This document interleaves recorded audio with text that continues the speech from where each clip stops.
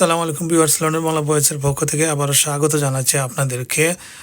আজ ২৯ তারাবি সম্পন্ন হলো ইস্ট লন্ডন মসজিদ সহ ইউরোপের প্রতিটি মসজিদে। ইস্ট লন্ডন মসজিদে শেষ তারাবিতে মুসল্লিদের দল নেমেছিল। হাজার হাজার মুসল্লি এতে অংশ নেন। অনেকেই স্থান সংকুলনের অভাবে বাইরে অপেক্ষা করতে দেখা যায়।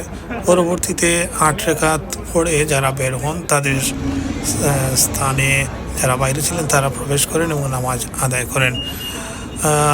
এটি সম্ভাব্য শেষ তারাবি। আগামীকাল চাঁদ না দেখা গেলে আবারও তারাবির নামাজ অনুষ্ঠিত হবে। তবে খতম তারাবি আজকেই সম্পন্ন হয়েছে। আমরা এখন শুনবো একজন মুসল্লির বক্তব্য, যিনি এই মসজিদে গত ১ মাস তারাবির নামাজ সম্পন্ন করেছেন। এই রমজান জালান গেছে, আগামী রমজান সবার জীবনে সুন্দর করে যায়।